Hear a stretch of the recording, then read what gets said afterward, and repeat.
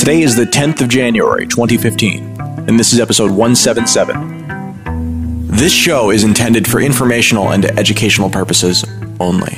What cryptocurrency enables is new, empowering, and exciting, but we're not experts, just obsessed companions walking the road towards a more peer-to-peer future.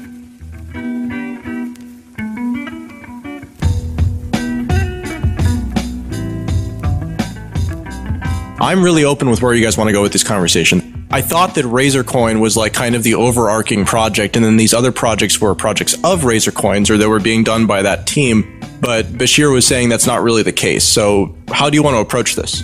The key thing is that we have a network of companies and individuals, which is called the Razormind Network.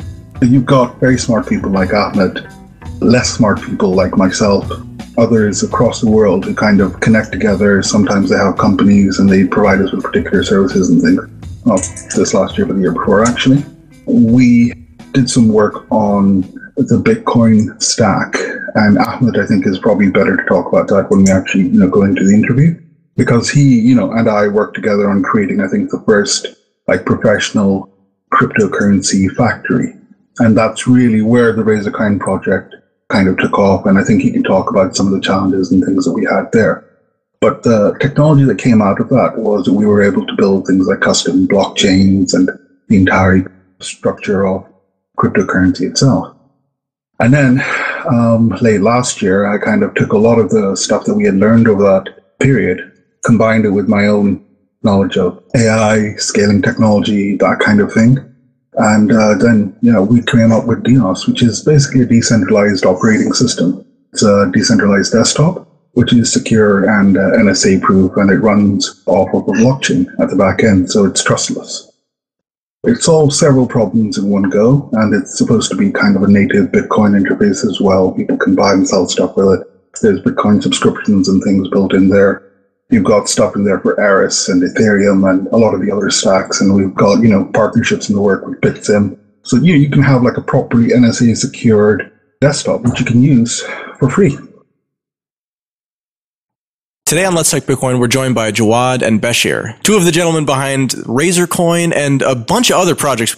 Backing up to kind of a high-level view, what is the Razorcoin project and what does it encompass? Okay, so Razorcoin is the digital currency arm of Razormind Network, which is a company based in London in the UK. So really the project here is Razormind then? Kind of the company in the background. Razormind isn't specifically digital currency. It does a lot of enterprise work, financial services systems, that kind of stuff. Okay, so Razorcoin is the cryptocurrency arm. Okay, I get what you're saying. Yeah. And then from that, initially we started with just trying to work out what the heck Bitcoin was. We spent about 6 weeks, Ahmed, myself, and a few other people across the world kind of bending our minds to it. And then through several torturous nights, Ahmed and I kind of pieced together the first cryptocurrency factory. And I think he was a lead programmer in that, so he can kind of walk you through that. And then from that, we had our learning from the actual industry itself, what was possible and what wasn't possible, what people wanted, what we should go for and what we should not. From there, quite recently, we took a lot of that knowledge, plus a lot of the enterprise knowledge that we had beforehand, and we combined them to create something called DeNOS, which is a decentralized, blockchain-driven desktop, which is secure for clients all the way through to seed nodes and everything else. It forms a trustless environment for computing, which is distributed. So it allows people across the world to be able to communicate with each other, chat with each other, upload and download images safely and securely, with the knowledge that not even I or Ahmed or anybody else, the NSA, Facebook, Google, is actually able to see their kids' photos or their messages or their bank statements. Let me stop you right here. There's a lot of ground to cover there already. Okay, so before the cryptocurrency factory, I want to get to you on that, Bashir. Before the cryptocurrency factory, Jawad, you said that you spent a couple of weeks understanding it and then pounded on it and basically pumped this thing out. When was that? How long ago was that? How long have you guys been involved with the space, individually, certainly? So myself, I've been involved with the space probably around 3 years or so, but it was around 2 years ago that I got seriously interested in it. I think around the time that, people were genuinely starting to realize that it was a mainstream thing and the value of BTC started to climb up to about $1,000. So we were thinking very hard about what this actually meant for our business and other businesses going forward. Rather than create one particular Razor coin, we thought we'd just, make the factory available and allow people to be able to generate their own. So what was the particular thing at that point that made you kind of jump the fence? It seems like, it coincided with the run up in price, but what was it about cryptocurrency that made you say, okay, well, this is something that we actually do need to do something with? Now, since, like Joe said, we've been actually observing Bitcoin, let's say from a distance, right? Especially for me, I wasn't sure where it was going to go. I knew it was a revolutionary technology in terms of decentralization, sending cash or some kind of, a unit of measurement, which is valuable, right? You can buy stuff online, whatever. But the problem was, we still weren't sure, at least I wasn't sure, how reliable it was. There was still a small user base. I guess you remember on December, it hit a big mark where I think one Bitcoin was worth around $1,200 or something. Especially during December, we had this very, very heated discussions about, what kind of projects we could do, what we can do actually. And then we realized the most, let's say, plausible, most efficient way to go business-wise was actually to offer, support, create a factory, which you can enter the variables or specifications, whatever you like. It'll build it and compile it accordingly, right? So that was actually the starting point in Razorcoin. And from there, Razorcoin we developed a few internal tools. We never open sourced them out, business related reasons. And some of these technologies that we developed within ourselves today, we're using them inside of Dios today. So when Jawad is talking about customized blockchains or other kind of specific, blockchain related technologies, they've been developed internally, and we're just going to use them inside of Dios to, offer features that isn't, supported in mainstream blockchain dependent technologies out there, like coins. So a coin factory, in your parlance, is something similar to a project like CoinGen that we saw last year that essentially took the Bitcoin blockchain and allowed you to change a few variables and then pump out your own. And you still needed to have miners and you still needed to do all of that stuff. But the actual, the creation of the code that makes that up was something that's automated. So have you done that with Bitcoin, or is this your own blockchain type of structure? Or tell me more about what the factory is actually producing. When we saw CoinGen, that was one of the main points which inspired us, but it's not the same. It's completely different platform. Like, specifically, we actually ordered a few coins from, CoinGen ourselves, went through the source codes, and you can see that it was just like, let's say, some kind of product which come out of a hackathon, right? Like 2 days of nonstop coding, etc. So the first objective we did was to actually make an extremely similar version of, CoinGen, which you can create a very, very simple coin. After that, we actually started to add a few features. You know that there was a few type of digital currencies back then, Scrypt, Bitcoin, and a few more came out back then. And then we started to add these specific, let's say, features, options within the factory. So what the factory actually does is we just give a specific set of parameters to the factory, and then it modifies the source code accordingly. It adds or removes these specific features.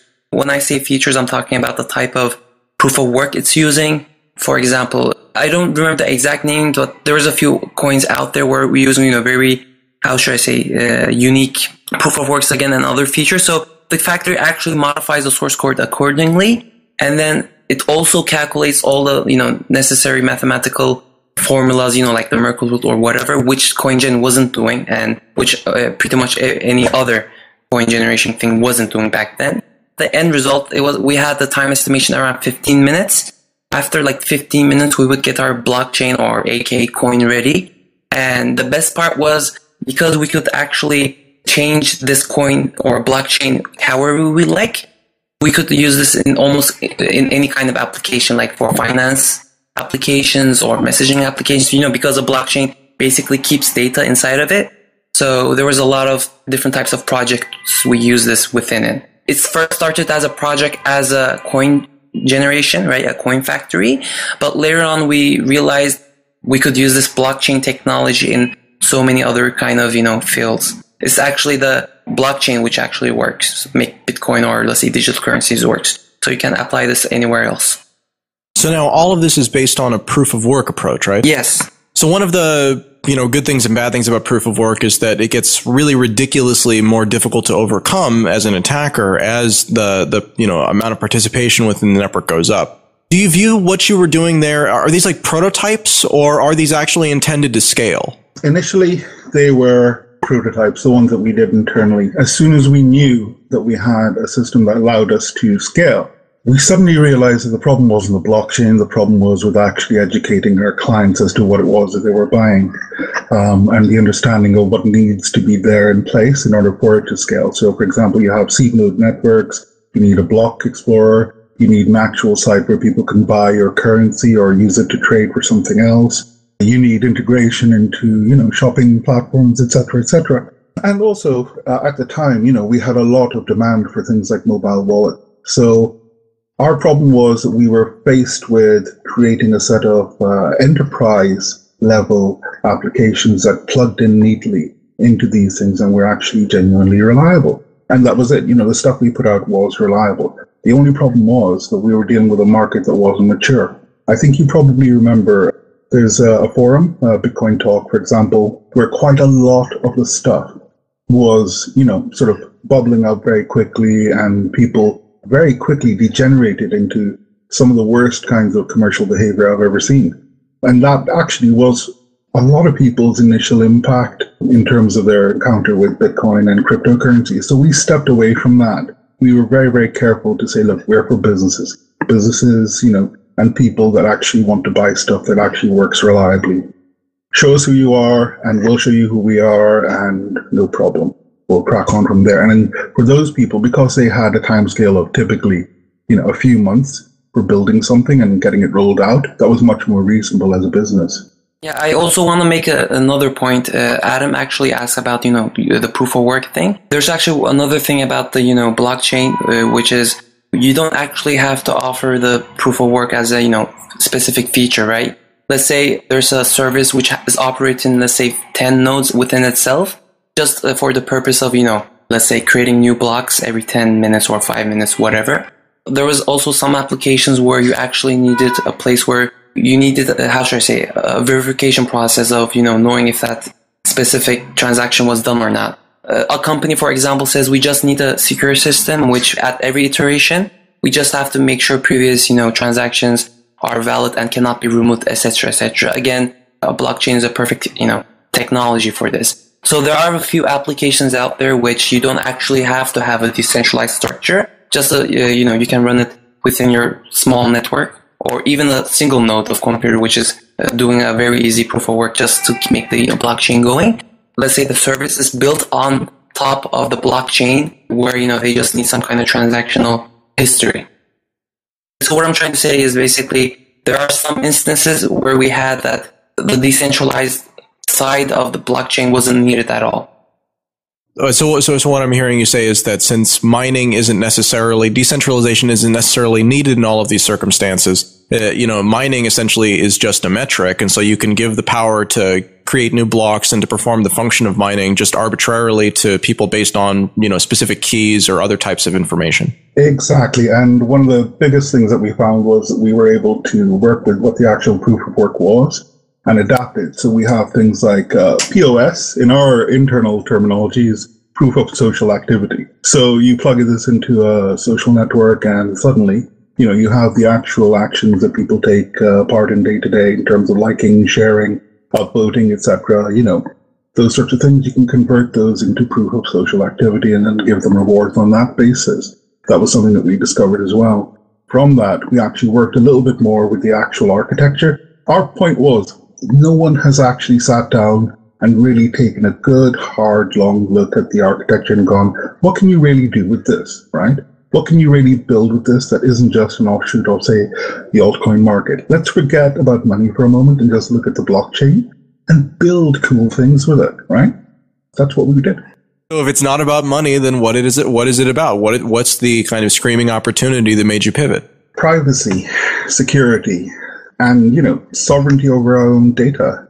That's the biggest thing that we were aiming for and that we wanted to give to people, and we wanted to give it to people for free.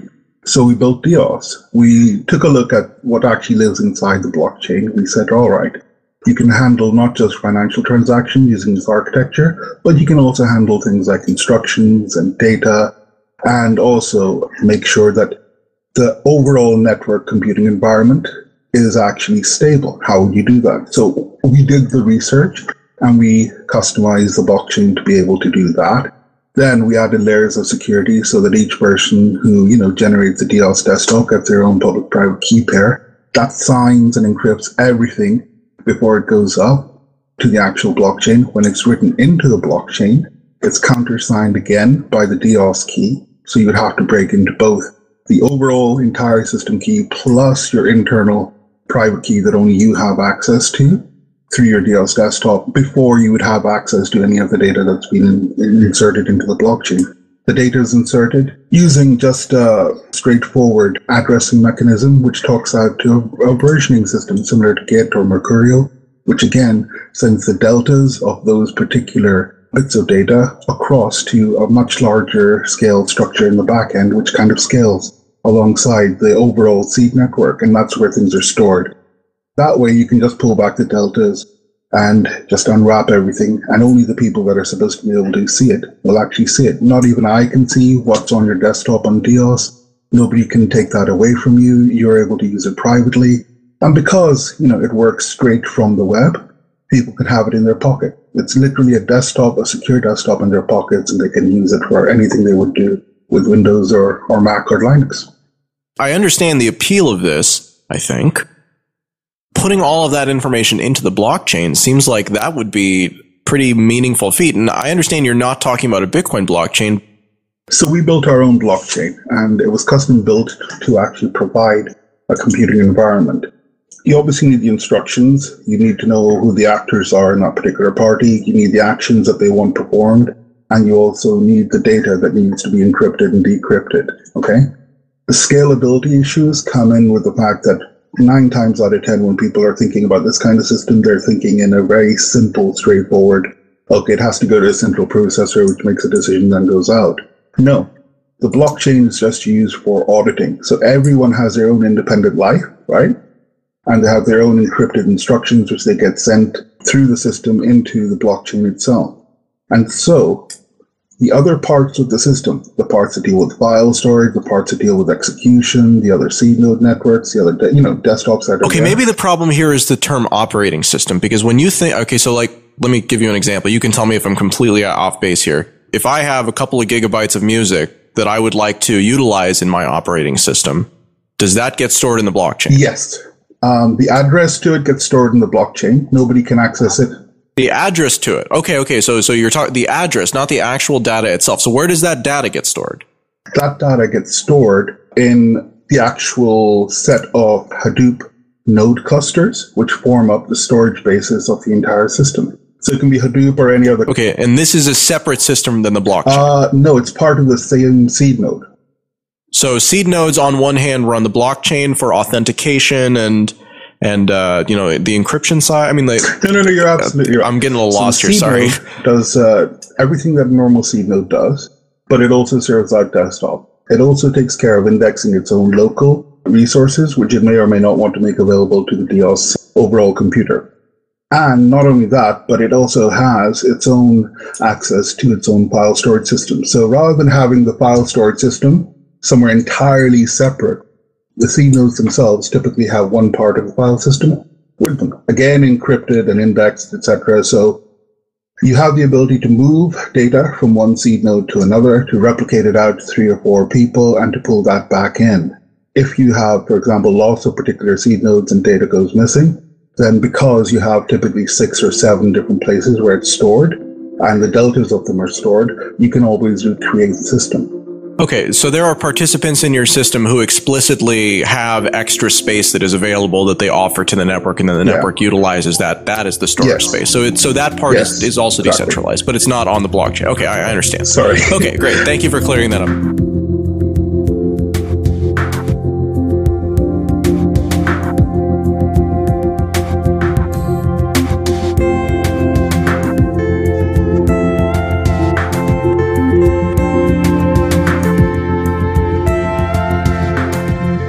This episode of Let's Talk Bitcoin is brought to you by CryptoKit.com. the easiest, fastest way to send Bitcoins right from your browser.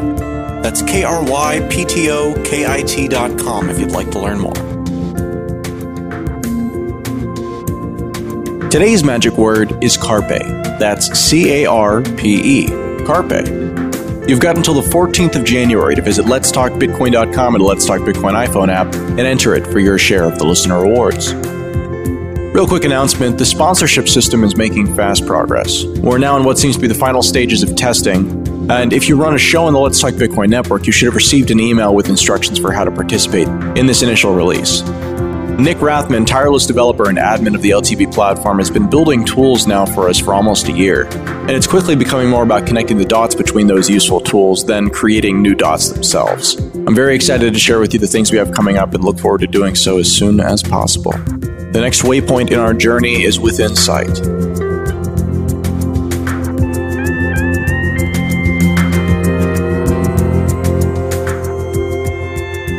Let's get back to the show.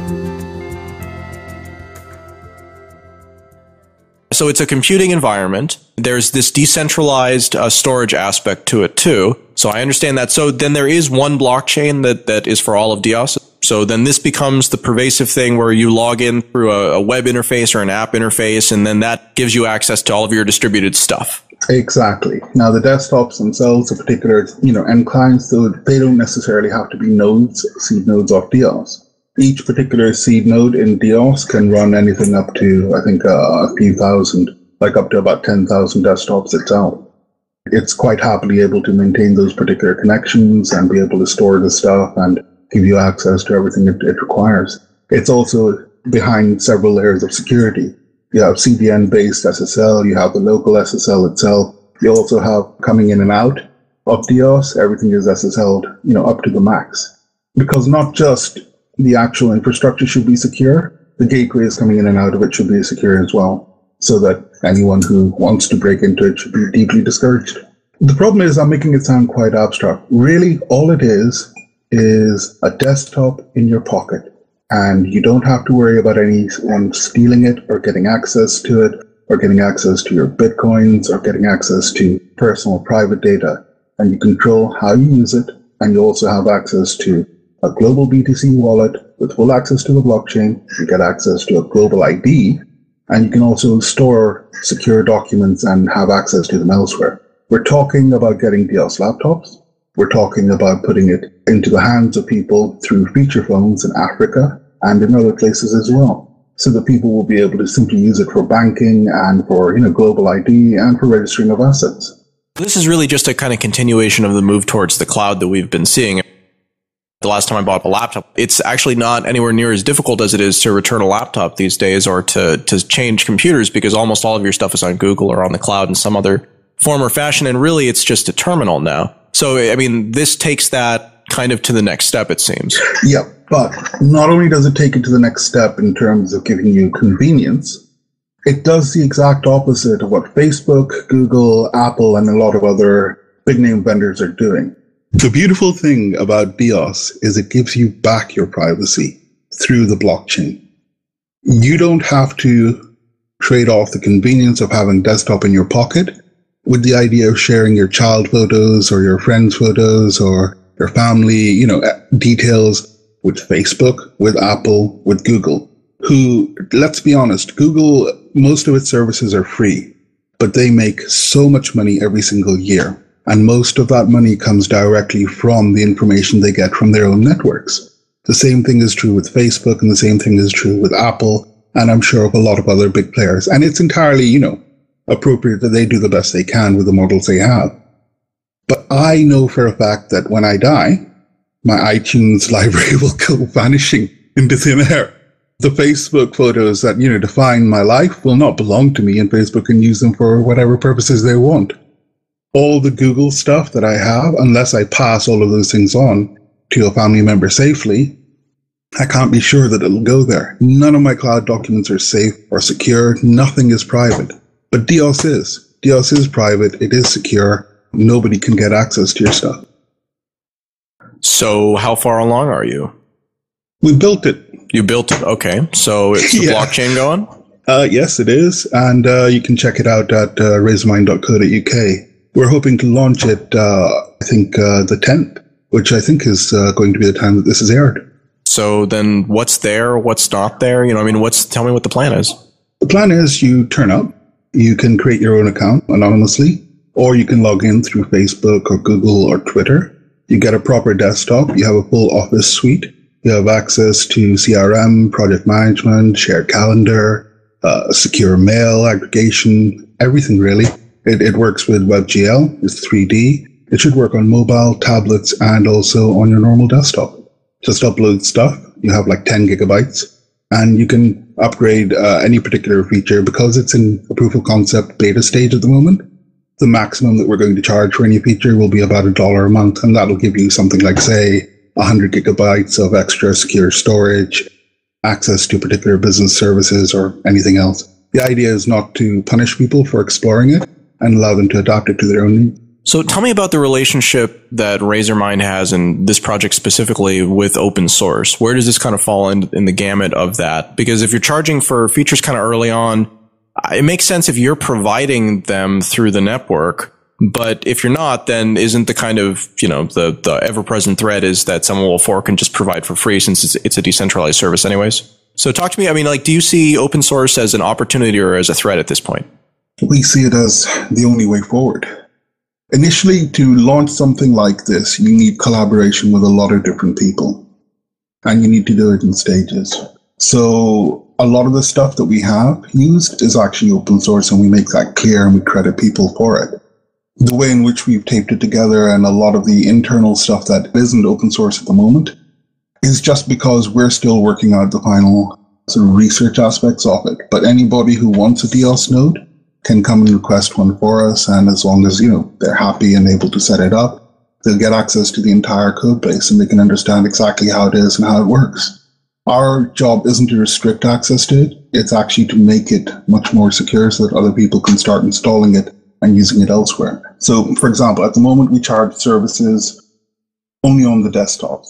When it comes to the actual computing layer, you have full access to it and you don't need to worry about paying for it at all. It's like having 10 computers sitting in a room and you only use 10% of each. So therefore you technically have access to, you know, a computer that's 10 times the size of what you have on one in your pocket. And you can effectively use those to be able to run commands, which are a lot bigger. So we're looking at protein folding.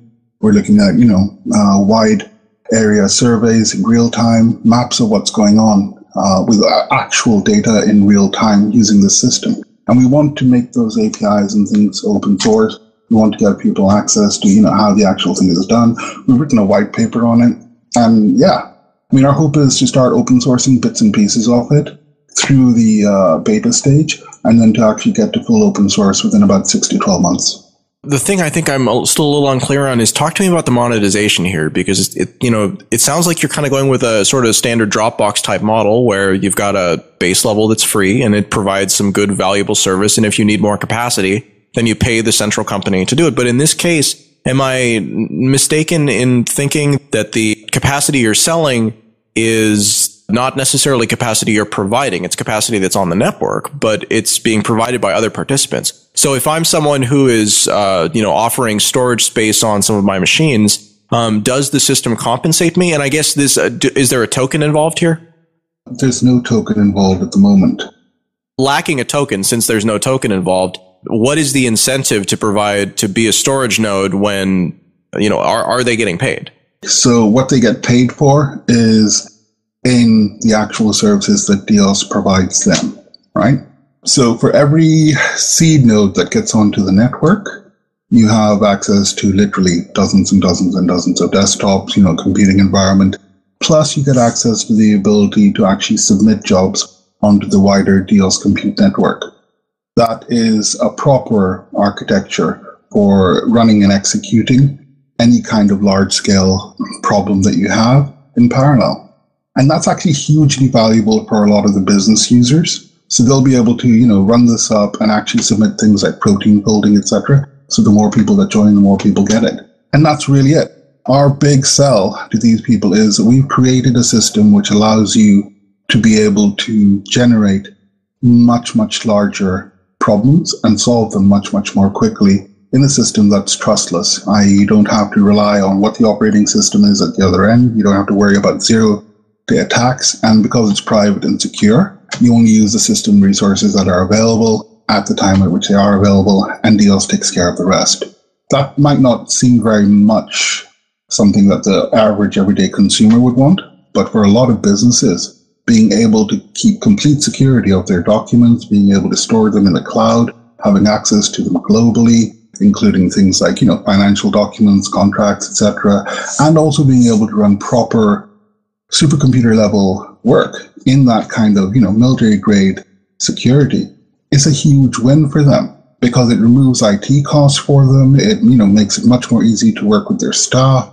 This model was specifically designed and evolved to adapt to today's needs, where you have a lot of remote workers. It's a lot of data. It needs to be private. It needs to be instantly available. You want the ability to scale up computation power. It's going to be much more collaborative in feature as well. So it makes sense that as more businesses start to use this, it becomes an opportunity for them to, number one, scale out their IT infrastructure easily and securely, and number two, actually have access to proper computing as utility. It's very much like having an electricity company. You just plug your stuff into the wall and then you forget about it.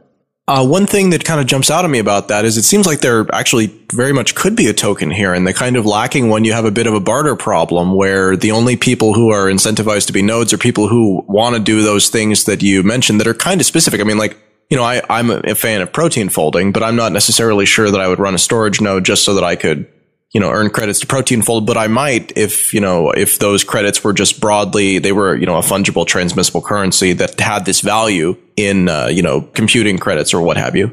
Yeah, no, that's entirely possible. The option to tokenize different aspects of Deos will come up later.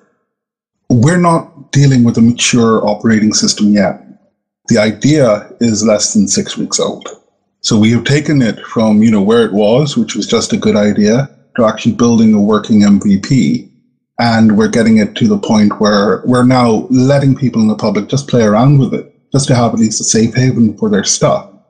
And then as we develop it, we hope very strongly to engage with the people that are out there, People will tell us, Jawad, you're doing this wrong. You're an idiot. You should have this, you should have this, you should have this. You shouldn't have this. And so we'll adapt to what they require. And if they say, it's better if you tokenize this, it'll work better for our people, that's fine. We can get those applications on there. And we can also talk about the actual underlying operating system and the services that it needs to be able to provide at a much more rich level. That's what we hope will happen. That people will come across to raisemind.co.uk, they'll sign up, and they'll enjoy it, and they'll keep coming back, and then they'll see that every day gets a little bit better. And the reason for us, staging the open source version of it is because we're going to have to throw quite a lot of stuff away. A lot of our ideas about what's best for people is not going to be what's best for people. And that's what we hope to discover. So we intend to decide, okay, if we want to, we can tokenize this. If we want to, we can do that. If we want to, we can do that. And then when we do open source it, it'll be a set of mature libraries and a set of mature setup files, and everything will be sorted out nicely and neatly. And we can share it with everybody. And then at that stage, we'll have a model that everyone agrees is happy and everyone has had feedback into. So that sounds good. Look, we're called Razormind for one very simple reason. We love arguing with each other. Ahmed and I have never agreed on anything, have we, Ahmed? I mean, that's usually the case. So I have kind of a two-part question here. One, tell me about the actual organization that you belong to. Are you guys a real company, or are you more of like a blockchain.info style operation? And the second part of that is, what is the impact potential? Are you concerned at all about, how do you feel about the kind of regulatory environment we find ourselves in at this time? Okay, so we're a real company. We're based in London. We're actually very fortunate because we've got access to people in both America and Europe. And in terms of the regulatory framework, we have a guy, his name's Phil, he's in London, and he handles quite a lot of this stuff for us. So he's been keeping a close eye on what's been going on with the SEC and also what's been coming out of things like France and Germany and the UK. So we have a fairly good view as to how to operate legally and how to avoid things like, for example, token sales, which may end up causing issues with the SEC. We have no choice. We're not like just a blockchain company. We're actually, a legal company, and we're legally accountable. So that's another reason why maybe we're a little bit more careful in terms of, chucking the technology just out there and then seeing what happens. This isn't a case of build it and they will come. This is a case of build it right and make sure you're legal. Right, and make sure Phil says it's okay. Yes, exactly, because he is the only person who's allowed to say no to me, aside from my wife. So what's next? I mean, are you guys, so what's the time frame on this? You said that the actual first release is going to be hitting on about the 10th or about when this interview goes out. Are you thinking much beyond that, or are you kind of just going to the release and then seeing what happens? We are thinking quite deeply about how to push it out. Dios is going to be released on the 10th. Hopefully we'll get lots of people come along and enjoy it. Hopefully some of them will decide to subscribe to, some of the additional services in it. But at the very least, we'll start to get feedback as to what we need to do to take this to the next level. And that's probably going to be specific versions for families so that they can secure their kids as they play online. That's a priority for me because I have a 3-year-old daughter. We're going to deal with people that, are moving around from place to place that may want to keep their documents safe and secure with them. So there'll be adaptations, I think, for those. And we'll also be taking requests for particular features from anybody, hopefully doing our best to cater to them. So partly it's an exploration on the side of, the public as to what's going on with Dios, but also it's us as well, because this is something new. It's a bit different from what's gone before. It's not just a virtual desktop sold to you by Microsoft or whoever else, Amazon. This is actually a decentralized desktop that preserves your security, preserves your data sovereignty, and preserves your freedom. And that's something that's important enough for me so that I'm going to start putting my own documents and also, my own pictures and things into it. Because we've run it through a few times now, and we're quite comfortable that it is genuinely secure and it is genuinely private. So it'll give me a place for myself, at least, to give something to my daughter, and hopefully it'll give a lot of other people a breath of fresh air when they go online. Given that the project isn't going to be open source until it's further along, do you have any expectations for security audits or any sort of transparency to kind of prove out the stuff that you're saying? We're very happy to have it audited.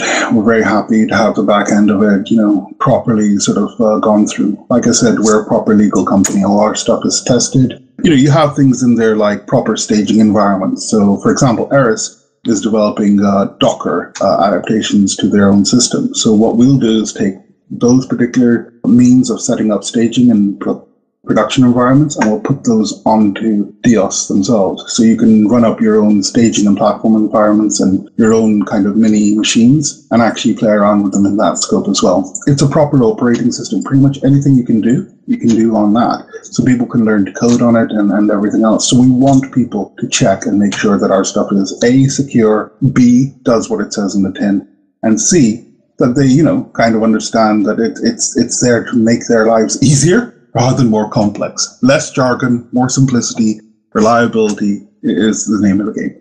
So this sounds great. Is there anything that we should talk about that we haven't yet hit on this? So there's Pabble, which is our going out at night currency.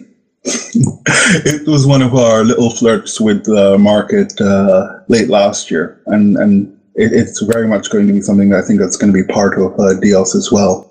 So Pabble. P-A-V-E-L, P-A-B-E-L? P-A-double-B-L-E. Double B-L-E. Pebble. Pebble. Yeah. Oh, Pebble. Pebble. Oh, Pebble. Okay. Yeah. I gotcha. All right. So the currency for going out late at night. Tell me this story. So you go out at night, you want to go to a bar. The bar is occupied with loads of people. It's like 3 feet deep. As a man who grew up in Belfast, I have faced this problem personally. I know what it's like. And let's say you're a regular there and you want to get served. With Pabble, you walk into the bar, you can, if the client already is known by the actual shop or by the bar or by the restaurant, then they can give you priority based on, how good a customer you've been in the past. So that's one way of doing it. You can also pay for drinks up front with it. You can basically get free access to menu items that maybe aren't shown elsewhere. So this is like a bar rewards program? And also like cafes and also like pretty much any kind of club or brand or society that wants to, reward its customers for engagement and evangelizing, and also, that wants something safe to be able to keep their cash in at night. And we also reward them with Pebbles from chatting, from gaming socially, and doing other things as well. In the same way that Dios is all serious and kind of enterprise-based and deals with very critical issues, Pebble is for us when we kind of let our hair down. At Razormind, we like to have fun. Ahmed can tell you more about that. There's Dios, there's Pebble, there's the fact that Razorcoin and Razormind build stuff, and we do so reliably. And most of all, there's the huge challenges to privacy, civil liberties, freedom, and actually owning the products of our own endeavors in the private space and in the public space that we all face. I can't pretend to solve like 100% of all of those problems, but I think Dios goes a significant way towards solving a fair few of them. And I'm not all boring and black and white. There is some color in my life as well. And most of that comes from, having fun with my friends and family. And Pebble helps along those lines. That's really who we are. We try and build stuff that people genuinely enjoy using, and we try and give people an excellent experience, not just with us, but also with our product. Gentlemen, this sounds like you're working on some very interesting things. Are you looking to hire any developers? Are you looking for any funding? Are there any other types of people who should be contacting you? Yeah, anyone and everyone. It's likely that Dios will be spun out into its own company. It's likely that Razorcoin is looking for more developers, and we have plenty of people, good people that can actually code well. We'll do the process of actually training you guys. We'll do the process of introducing you to all the business side of things, and we'll make sure that you're legally protected and insured because we can offer that. In terms of investors, anyone who wants to invest in us or Dios or anything else is more than welcome to pick up the phone and come and talk to us, obviously. We're looking for partners more than investors. We want intelligent investors that, we can definitely communicate with and who genuinely want to make a difference, going forward. One of the key things that we're working on at the moment is to do with impact currencies. So we built a payment API for one of our guys late last year. And it's excellent because it allows us to be able to take payment from pretty much anybody and to convert those under EU rules into direct donations into places like Africa or China, etc., for sustainable growth in a number of different areas. And because we built it, we have the IP for it, and there's a potential to grow that as well. So our hope was that Dios would provide the other end of that. Not only are you sending donations, remittances to other ends of the world, but you can also send family and people that need it, pictures and updates, and give them access to applications. We're aiming for a much happier, much more connected world. And anyone who wants to invest in that and make a difference, definitely contact me or Ahmed. And if you want to check out Dios, it's over at razormind.co.uk. Should be available now.